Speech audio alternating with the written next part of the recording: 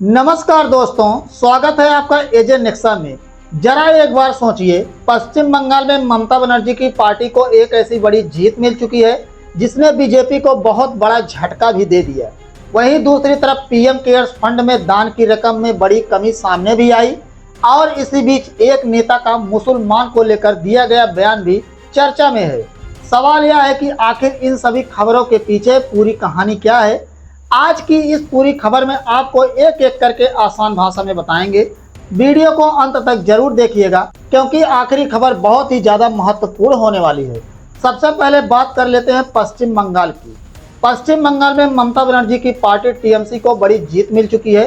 Kolkata high court के bar council चुनाव में कुल 23 सीटों में से 15 सीटों पर टीएमसी समर्पित उम्मीदवारों ने जीत हासिल की।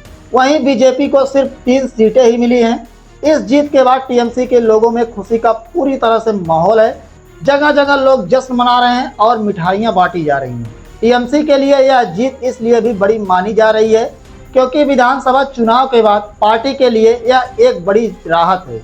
टीएमसी के अधिवक्ता प्रकोष्ठ के सदस्य संजय वर्धन के अनुसार 23 सीटों में से 5 सीटें महिलाओं के लिए रखी गई थी। इन 5 में से 4 सीटों पर टीएमसी समर्पित उम्मीदवारों ने जीत हासिल की है। यानी महिलाओं के लिए रखी गई 5 सीटों में से 4 सीटें टीएमसी के खाते में गई। टीएमसी के उम्मीदवार सुभाष शीष चक्रवर्ती का सबसे ज्यादा वोट मिले। इसके अलावा वैस वानर, चट्टोपाध्याय, अंसार मंडल, आकाश देव, इंद्रनील वसु और सिद्धार्थ मुखोपाध्याय सहित कई टीएमसी उम्मीदवार को भी जीत गए। इस जीत के बाद टीएमसी में खुशी का माहौल है। वहीं बीजेपी के लिए यह नतीजा बड़ा झटका माना जा रहा है।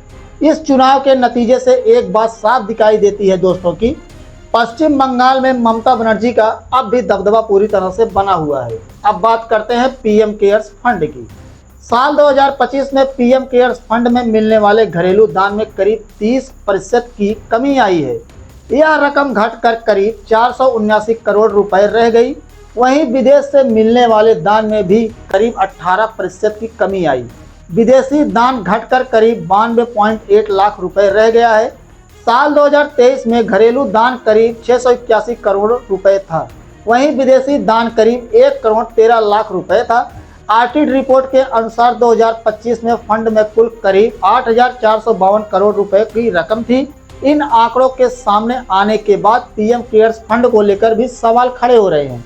लोग यह सवाल पूछ रहे हैं कि आखिर दान की रकम में इतनी कमी क्यों आई?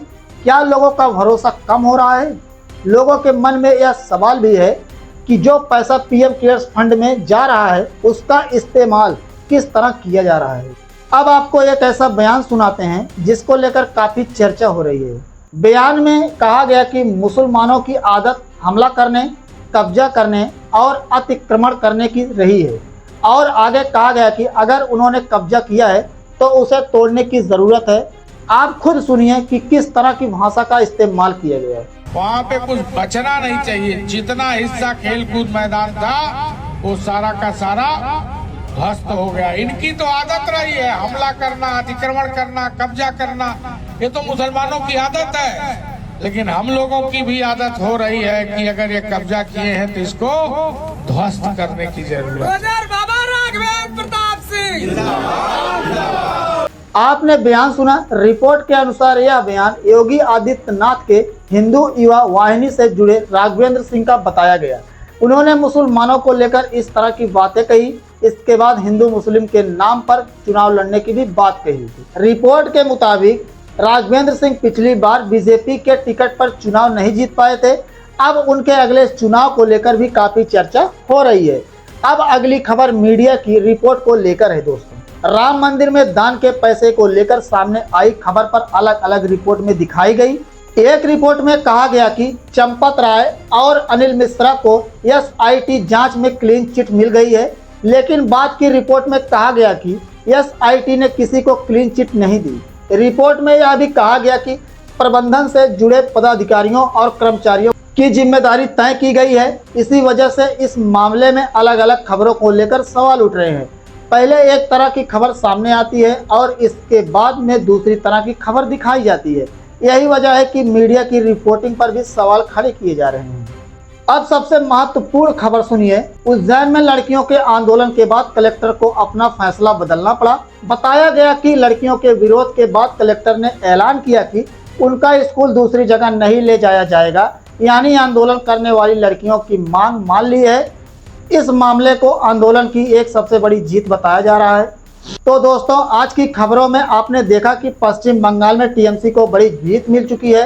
पीएम केयर्स फंड में दान की रकम में कमी सामने आई। मीडिया की अलग अलग रिपोर्टिंग पर भी सवाल खड़े हुए।